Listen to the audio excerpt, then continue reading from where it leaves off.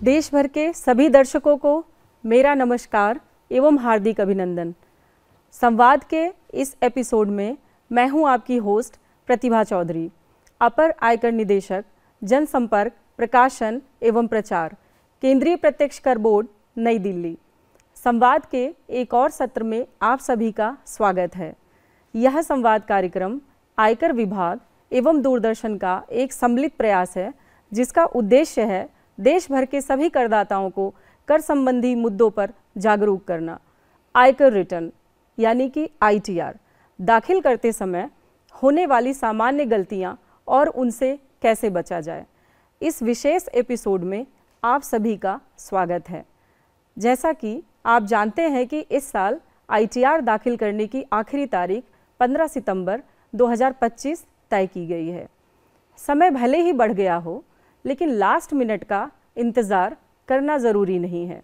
आइए जानते हैं वो अहम बातें जो ITR भरते समय हमें ध्यान रखनी चाहिए।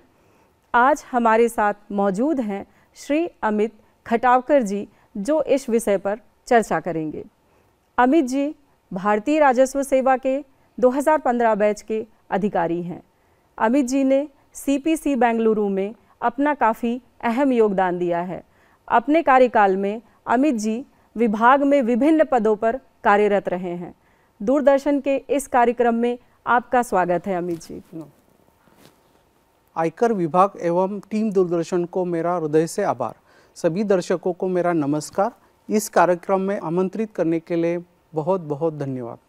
कृपया हमारे दर्शकों को ये बताएं कि ITR फॉर्म भरते समय सबसे आम गलतियां कौन कौन सी हैं? ITR फाइलिंग में सबसे आम गलतियों में शामिल है गलत ITR फॉर्म का चयन करना, क्योंकि हर टैक्स पेयर के लिए ITR फॉर्म अलग होता है। उदाहरण के लिए ITR 1 सिर्फ उन्हीं के लिए है जिनकी आय 50 लाख से कम है और आय सैलरी और एक हाउस प्रॉपर्टी और अन्य साधारण स्रोतों से है। इसलिए सही ITR फॉर्म का चयन करना आवश्यक है।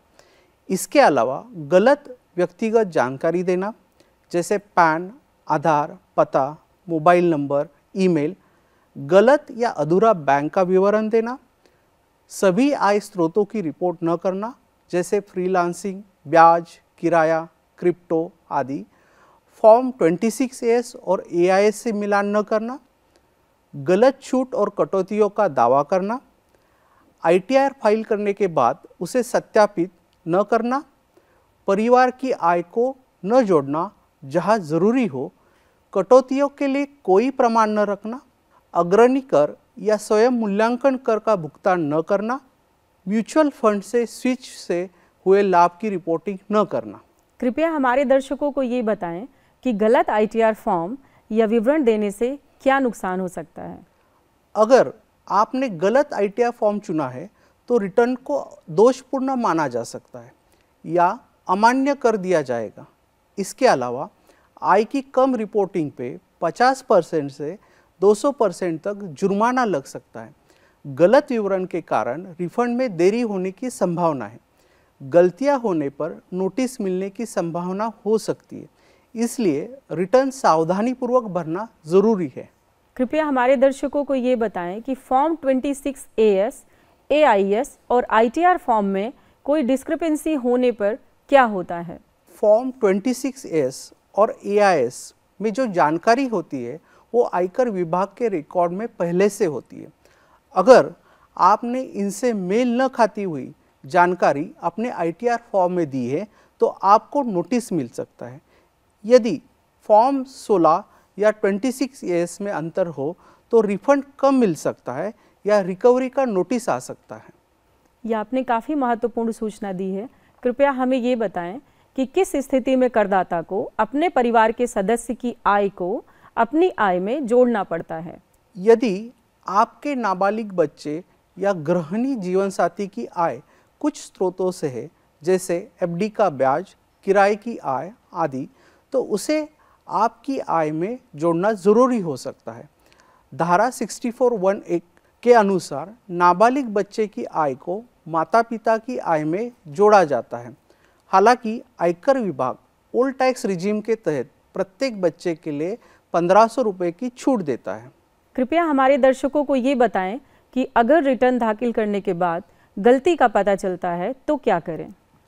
अगर आपने समय से पहले रिटर्न दाखिल किया है तो उसे धारा 139(5) के तहत रिवाइज कर सकते हैं। इसमें कोई जुर्माना नहीं है। आप ITR को तब तक सुधार सकते हैं जब तक 31 दिसंबर की तारीख नहीं आ जाती या आपकी असेसमेंट पूरी नहीं हो जाती। इनमें से जो भी पहले हो, ITR को कई बार रिवाइज किया जा सकता है, इसमें कोई सीमा नहीं। कृपया हमारे दर्शकों को ये बताएं कि ITR-V का ई-सत्यापन यानी कि ई-वेरिफिकेशन करना क्यों ज़रूरी है? ITR फाइल करने के बाद 30 दिनों के भीतर ई-सत्यापन करना अनिवार्य है, वरना आपका रिटर्न प्रोसेस नहीं होगा। ई-सत्यापन आप कर सकते हैं आधार OTP से, इलेक्ट्रॉनिक वेरिफिकेशन कोड के माध्यम से, या अपना हस्ताक्षरित ITR-V को CPC बैंगलोर भेज के वेरीफाई भी कर सकते हैं। कृपया हमारे दर्शकों को ये बताएं कि क्या हम ई-वेरिफिकेशन के बिना ITR को रिवाइज कर सकते हैं? अगर आपने नियत तारीख से पहले गलत ITR दाखिल किया है तो आप रिवाइज रिटर्न दाखिल करके उसे ठीक कर सकते, लेकिन मूल रिटर्न की पुष्टि करने के बाद ही। हालांकि अगर आपने गलत ITR फॉर्म चुना है तो आपको रिटर्न अमान्य माना जा सकता है।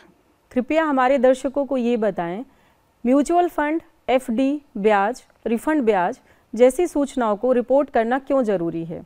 म्यूचुअल फंड स्कीम में स्विच करने पर होने वाला लाभ कैपिटल गेन माना जाता है, इसलिए इसे ITR में दिखाना ज़रूरी होता है। FD पर ब्याज भले मैच्योरिटी पर मिले, लेकिन उसकी आय हर साल अन्य स्रोत में बताना अनिवार्य है।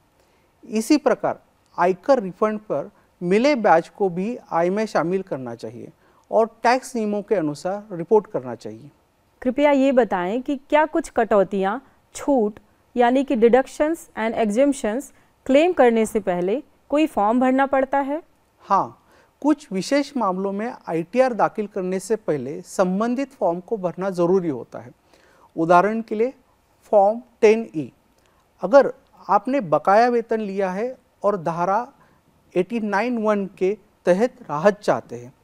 इसी प्रकार फॉर्म 67, यदि कोई करदाता भारत का निवासी है, अगर ऐसे करदाता ने विदेश में आय पर टैक्स दिया है और उसका क्रेडिट भारत में क्लेम करना चाहते हैं।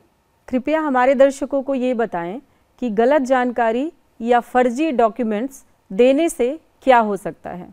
फर्जी डॉक्यूमेंट जैसे फर्जी किराया रसीद, बीमा रसीद देना जुर्माने और जांच का कारण बन सकता है। आयकर विभाग ने अब ऐसी फर्जी कटौतियों पर सख्ती बढ़ा दी है, इसलिए हमेशा सही दस्तावेज के साथ ही कटौती का दावा करें। कृपया हमारे दर्शकों को ये बताएं कि अनडिस्क्लोज्ड इनकम क्या होती है?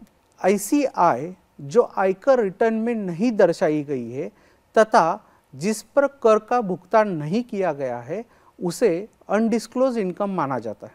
कृपया हमारे दर्शकों को यह बताएं कि निवास स्थिति का सही निर्धारण करना क्यों जरूरी है? आपकी रेसिडेंशियल स्टेटस, रिहायशी स्थिति से तय होता है कि आपको भारत में कौन सी आय पर कर देना है। यदि आप निवासी रेसिडेंट है तो भारत और विदेश की सभी आय पर टैक्स लगता है, जबकि अनिवासी NRI होने पर केवल भारत में अर्जित आय पर टैक्स देना होता है। इस वजह से ITR में सही रेसिडेंशियल स्टेटस दर्ज करना बहुत ज़रूरी होता है। कृपया हमारे करदाताओं को ये बताइए कि अपना इनकम टैक्स रिटर्न ITR सही तरीके से भरने के लिए भरोसेमंद जानकारी कहाँ से मिल सकती है? इनकम टैक्स विभाग ने अलग अलग प्रकार के करदाताओं के लिए अक्सर पूछे जाने वाले सवाल, FAQs, ट्यूटोरियल्स और दूसरी उपयोगी जानकारी उपलब्ध कराई गई है। ये सारी जानकारी विभाग के आधिकारिक ई-फाइलिंग वेबसाइट पर मौजूद है। करदाताओं से अनुरोध है कि वो इस वेबसाइट पर जाकर इन जानकारियों को ध्यान से पढ़ें, ताकि इनकम टैक्स एक्ट के नियमों को समझ सके और बिना किसी गलती से अपना रिटर्न भर सके। तो आप सभी ने जाना कि आयकर रिटर्न भरते समय किन किन बातों का ध्यान रखना चाहिए। सही फॉर्म, सही जानकारी और सभी आय की सही रिपोर्टिंग। इससे न केवल टैक्स की प्रक्रिया आसान होती है, बल्कि आप नोटिस और जुर्माने से भी बच सकते हैं। हम ये आशा करते हैं कि आज की चर्चा से आपको काफ़ी जानकारी मिली होगी। रिटर्न भरने की आखिरी तारीख 15 सितंबर 2025 से पहले अपना ITR जरूर भरें और समय पर उसको ई-वेरीफाई भी करना ना भूलें। धन्यवाद अमित जी। हम अपने दर्शकों को यह भी बता दें कि यदि उनको इस विषय से संबंधित कोई अन्य जानकारी चाहिए, उनका कोई प्रश्न हो या फिर वह कोई फीडबैक देना चाहते हैं तो कृपया हमसे हमारी ईमेल ID ddsamvad.prpp@gmail.com पर संपर्क करें। इसके अलावा आप और अधिक इन्फॉर्मेशन और एडुकेशनल कंटेंट के लिए हमसे हमारी वेबसाइट incometax.gov.in पर एवं हमारे social media channel X, YouTube, Instagram, Facebook, LinkedIn पर जुड़े रहें और अधिक जानकारी के लिए देखते रहें दूरदर्शन पर आयकर संवाद। नमस्कार, जय हिंद।